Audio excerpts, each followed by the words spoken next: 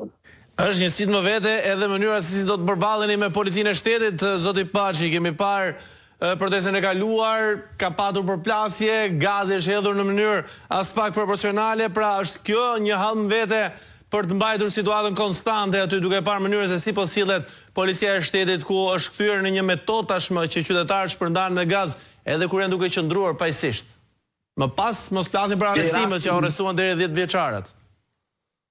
Gjej rastit i bëjthirje policisë shtetit, dhe kur them policisë shtetit, i bëjthirje punonjësve të policisë të thjeshtë që dalin aty në shërbim dhe zbatojnë urdhrat, mos të zbatojnë urdhrat e titullarëve të tyre të korruptuar, se janë urdhra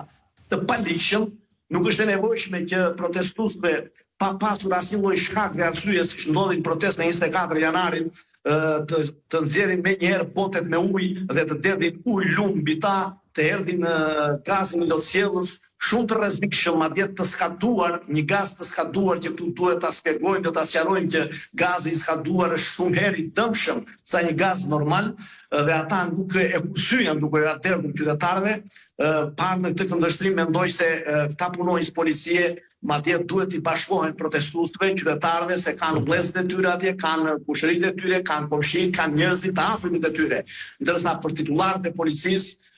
sinqerisht kam një thirrje që duhet të bëjnë kujdes, duhet i therasin mendjes, të gjithë janë të skeduar për ata drejtues policie që janë kthyer në militant, në patronazhist, në njerëz politik dhe jo në drejtues policie profesional që u takon thjesht të zbatojnë ligjin, por vinë me urrëtie, me mllef dhe japin urdhra të palishëm për të bërë presion qytetarëve, protestuesve, për t'i shpërndarë ata para se të fillojë protesta madje, dhe aq më tepër me veprimet e tyre të dënueshme do t'i quaja pas mbarimit të protestës, ku derdhen si zagar rrugëve dhe kapin qytetar, protestues që nuk kanë bërë asnjë lloj veprimi. Madje janë edhe pa uniforma, pa mjet identifikimi.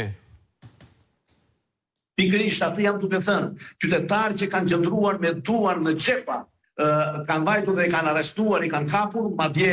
jo dhe punonjës policie, por civil me kapuç në kokë, pa paraqitur asnjë lloj dokumentacioni tek protestuesit qytetarët që kapin, sidomos këta të rretheve që nisen për të ikur dhe i kapin në trotuar duke nisur, një veprim i dënueshëm, por dhe një veprim shumë i rrezikshëm, për arsye se ka shumë qytetarë, shumë banorë që kanë qenë në protestë, por nuk e din se kush janë ta njerëz me kapuç në kokë që vend dhe i kapin, i arrestojnë, lidhin duart dhe i fusin në makinë, duke mos prezantuar dhe gati njohin që janë punonjës policie, pa paraqitur një dokumentacion apo arsyen e kapjes, po i ndalojnë në mënyrë të dhunshme, pa folur fare, duke i futur në mjetet të policisë dhe duke i dërguar pastaj në drejtoria për në komisariate. Ku ta din protestuesit që këta mund të jenë edhe